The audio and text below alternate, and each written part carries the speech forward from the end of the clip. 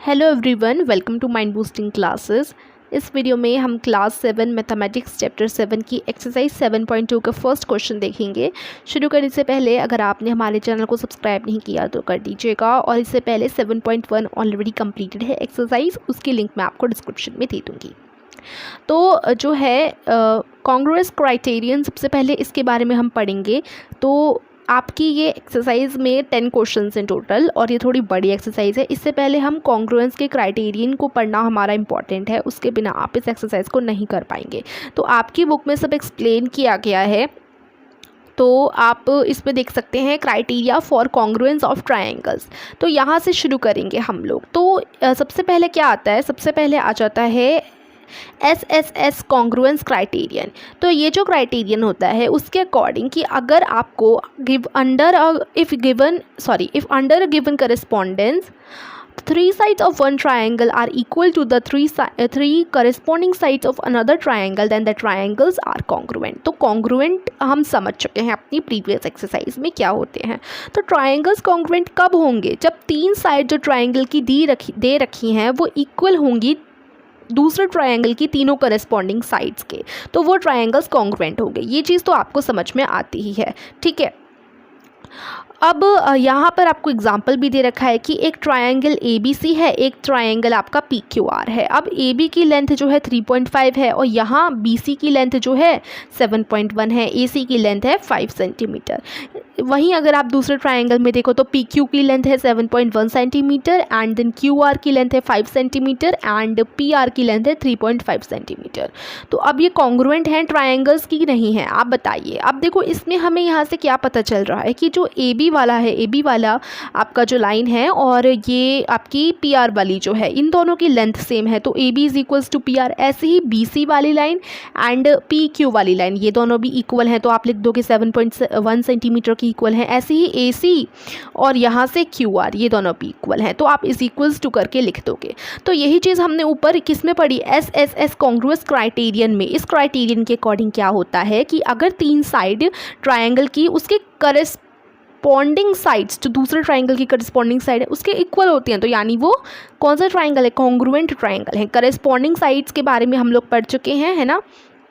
तो इससे हमें क्या पता चल रहा है, जो 3 साइड है पहले ट्रायंगल की वो इक्वल है दूसरे 3 साइड्स के दूसरे ट्रायंगल की। तो SSS कॉन्ग्रुएंस रूल के हिसाब से जो 2 ट्रायंगल्स हैं वो कॉन्ग्रुएंट होंगे, ठीक है। और हम इक्वल हैं उनकी साइड्स, तो इससे हम इजीली पता लगा सकते हैं कि देखो A जो है वो लाई करेगा R पर, B जो है वो लाई करेगा P पर, और C जो है वो लाई करेगा Q पर, ठीक है।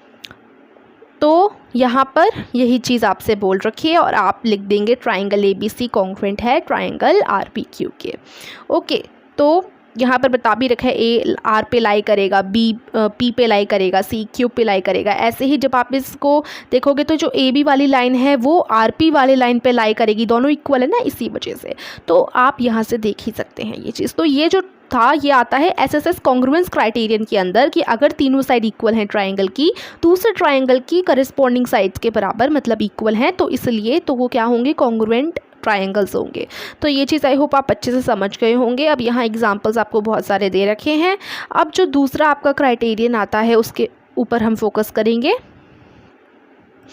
SAS congruence criterion. अभी पिछला SSS था, साइड और साइड का, अब SAS आता है। इसके according if under a correspondence 2 sides and the angle included between them of a triangle are equal to 2 corresponding sides and the angle included between them of another triangle, then the triangles are congruent। कि अगर क्या है, 2 sides आपको दे रखी हैं, एक triangle के 2 sides बता रखी हैं आपको, और उनके बीच का एंगल बता रखा है, ठीक है। 2 साइड्स और उनके बीच का आपको एंगल बता रखा है। अगर वो दूसरे वाले ट्राइंगल की 2 साइड्स और उनके बीच का एंगल बता रखा है, तो आप मानो कि 2 ट्राइंगल है, उनमें दोनों ट्राइंगल की 2 साइड्स आपको बता रखी है और उनके बीच का एंगल बता रखा है, ठीक है।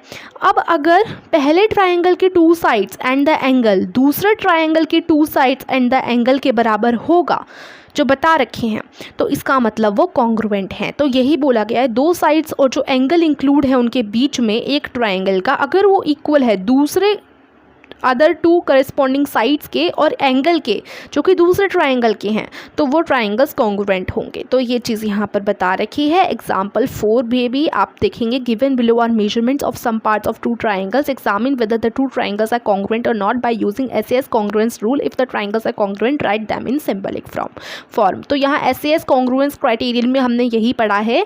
अब इसके अकॉर्डिंग आपको ट्राइंगल के कुछ पार्ट्स आपको बता रखे हैं, उनके मेजरमेंट्स बता रखे हैं, दो ट्राइंगल्स के कुछ पार्ट्स के मेजरमेंट्स बता रखे हैं, आपको बताना कि ये जो है कॉन्ग्रुएंट है कि नहीं है।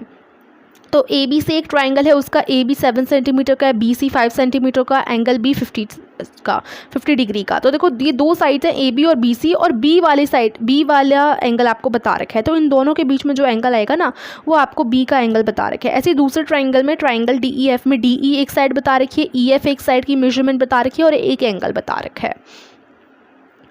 ठीक है, तो यहाँ से हमने देखा कि अगर वो इक्वल होंगे, जैसे यहाँ पर ये जो बता रखे हैं ना, अगर ये इक्वल हैं तो इसका मतलब क्या है, ये कॉन्ग्रुएंट है। अब यहाँ से देखो क्या इक्वल है, AB 7 सेंटीमीटर के, यहाँ पर भी एक साइड 7 सेंटीमीटर की, BC 5 सेंटीमीटर, यहाँ पर भी एक साइड 5 सेंटीमीटर, ये 50 डिग्री, ये भी 50 डिग्री, तो ये कॉन्ग्रुएंट है पहला वाला। ठीक है, इधर से हमें ये पता चलता है। तो उसके बाद आता है ASA कॉन्ग्रुएंस क्राइटेरियन। इसके अकॉर्डिंग देखिए, if under a correspondence two angles and the included side of a triangle are equal to two corresponding angles and the included side of another triangle then the triangles are congruent. इसके according क्या है कि अगर मान लो आपको दो angle दे रखे हैं और उधर दो एंगल की एक साइड बता रखी है, दो एंगल दे रखे हैं और इंक्लूडेड साइड बता रखी है ट्राइंगल की। ठीक है, दो ट्राइंगल हैं आपके पास, इस ट्राइंगल के भी आपको दो एंगल बता रखे हैं और एक साइड बता रखी है, इस ट्राइंगल के भी आपको दो एंगल का मेजरमेंट बता रखे है और एक साइड का मेजरमेंट बता रखा है। अगर उन दो, जो पहला वाला ट्राइंगल के दो एंगल्स हैं वो दूसरे वाले ट्राइंगल के जो करस्पॉन्डिंग एंगल्स हैं उनके बराबर हों, और जो यहाँ पर एक साइड बता रखी थी वो भी दूसरे ट्राइंगल की एक साइड के बराबर हो, तो इसका मतलब क्या है, ट्राइंगल्स कॉन्ग्रुएंट हैं। तो by applying ASA congruence rule it is to be established that triangle ABC is equals to triangle QRP and it is given that BC is equal to RP. What additional information is needed to establish the congruence? ये एक example दे रखा है, इन examples को पढ़ोगे तो आपको समझ आ जाएगा और बेटर। इस एग्जाम्पल वाले क्वेश्चन में पूछ रखा है कि ASA कॉन्ग्रुएंस रूल जो अभी हमने पढ़ा, ASA कॉन्ग्रुएंस क्राइटेरियन, इसके अंडर ये हमने जो पढ़ा है उसके हिसाब से अगर एक ट्राइंगल है ABC, एक ट्राइंगल आपका ABC है, वो कॉन्ग्रुएंट है दूसरे ट्राइंगल QRP के। ठीक है, QRP के वो कॉन्ग्रुएंट है, और ये बता रखा है कि जो इस ट्राइंगल की BC वाली साइड है वो इस ट्राइंगल के RP वाले साइड की इक्वल होगी। ठीक है, तो और क्या एडिशनल इन्फॉर्मेशन हमें चाहिए ये बताने के लिए कि ये कॉन्ग्रुएंट हैं दोनों ट्राइंगल्स। तो देखो ये इन्फॉर्मेशन तो हमें मिल गई, BC और RP इक्वल है, यानी एक साइड का तो हमें पता चल गया, लेकिन जो ASA कॉन्ग्रुएंस क्राइटेरियन है इसके अकॉर्डिंग हमने पढ़ा कि हमें एक साइड का तो पता होता है, बाकी एंगल, दो एंगल का भी पता होना चाहिए। तो दो एंगल भी आपको पता होंगे, पता होने चाहिए। कौन कौन से एंगल आपको पता होने चाहिए, देखो angle B is equals to angle R and angle C is equals to angle P।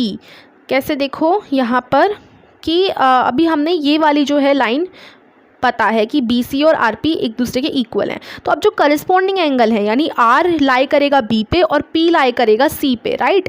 तो अब R जो है वो B के बराबर होना चाहिए, इज इक्वल्स टू होना चाहिए, और P जो है वो एंगल C के इज इक्वल्स टू होना चाहिए। ये एडिशनल इन्फॉर्मेशन हमें चाहिए ASA कॉन्ग्रुएंट क्राइटेरियन के हिसाब से। ठीक है, उसके बाद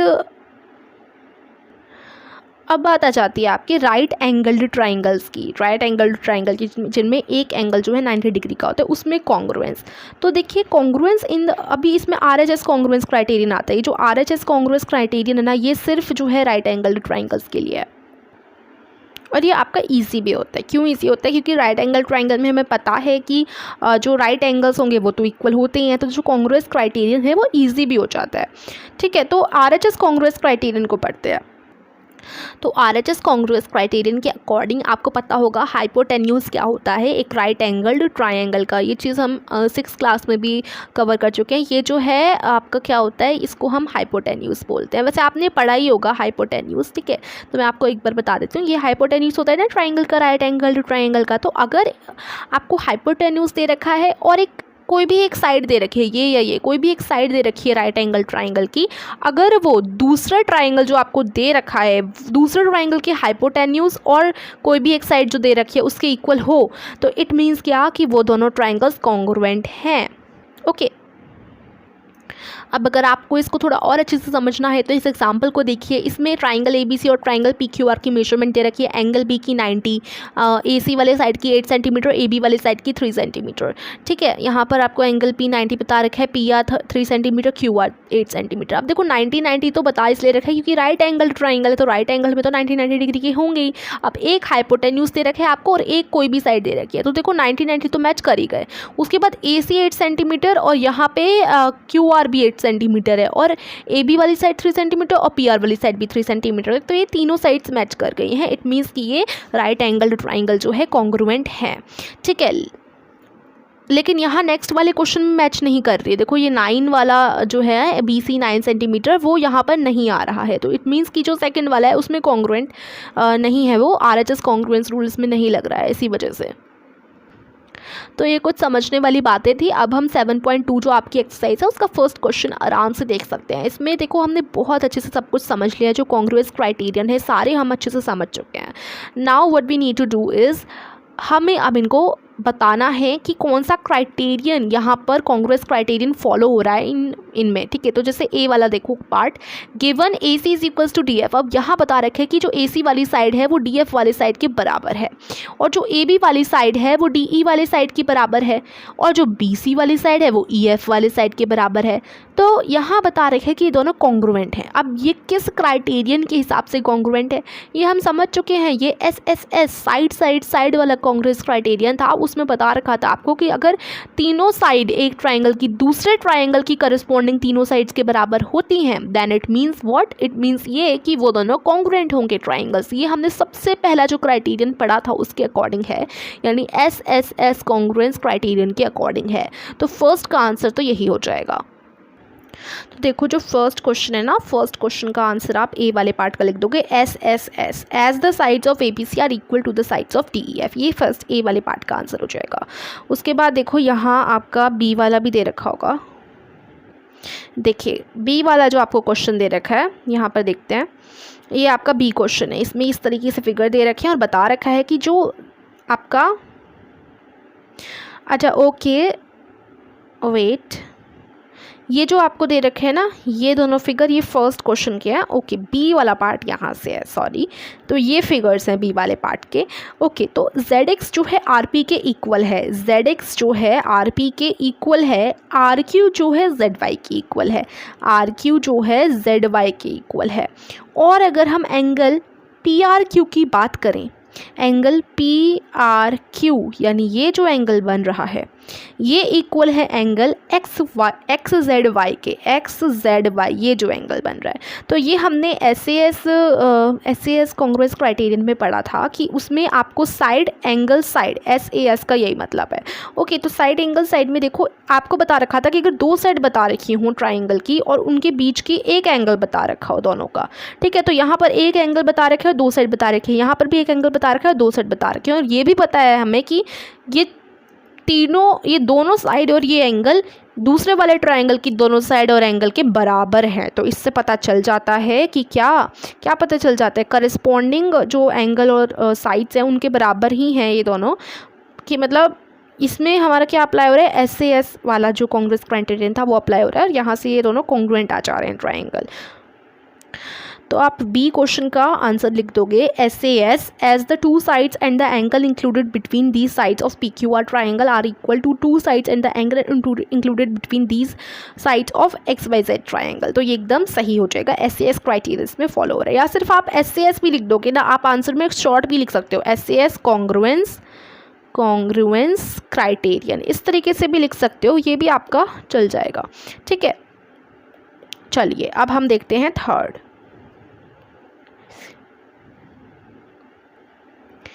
यानी कि सी वाला पार्ट। तो इसमें देखो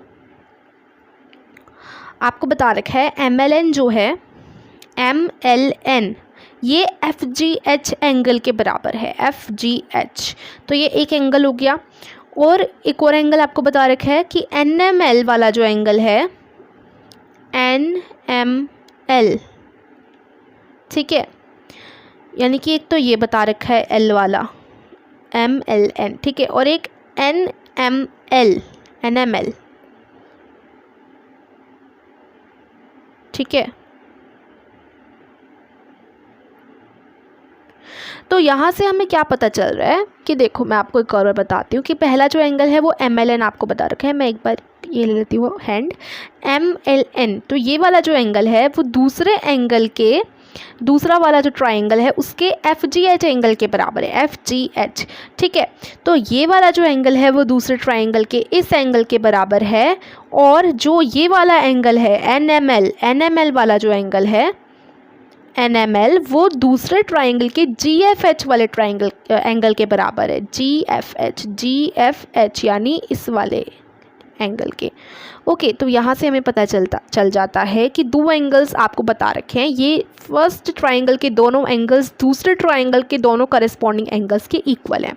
एक और चीज़ आपको बता रखी है, एक साइड बता रखी है यहाँ पर। साइड कौन सी साइड है आपकी? ML is equals to FG। जो ML वाली साइड है ये वाली साइड दूसरे ट्राइंगल के FG ये वाली साइड के बराबर है।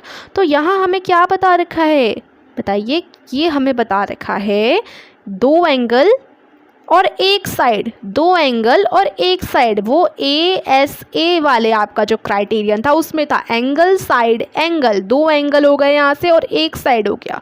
तो ये ना शॉर्ट में लिखा हुआ है, आप इनमें एंगल साइड एंगल ऐसे करके इन्हें याद करोगे तो आपको याद आ जाएगा। देखो ASA हो जाएगा ये, ठीक है।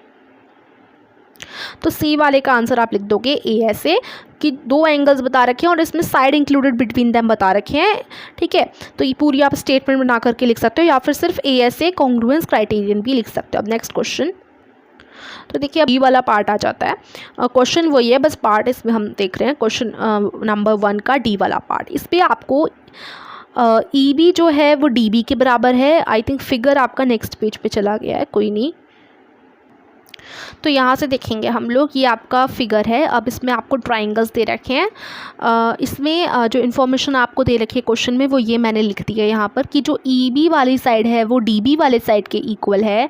देखो EB वाली साइड ये रही, वो दूसरे ट्राइंगल के DB वाले साइड के इक्वल है। और जो AE वाली साइड है AE, वो दूसरे ट्राइंगल के BC वाले साइड के इक्वल है।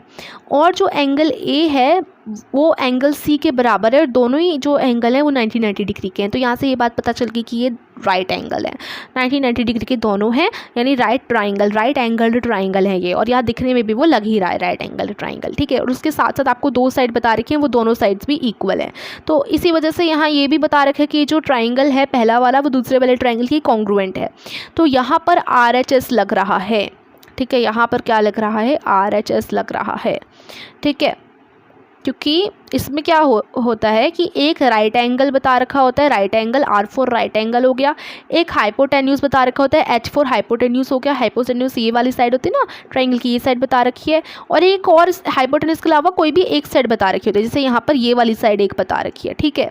तो ये RHS वाला कॉन्ग्रुएंस क्राइटेरियन यहाँ पर लगेगा। तो डी वाले का आंसर आप लिख दोगे RHS, ओके।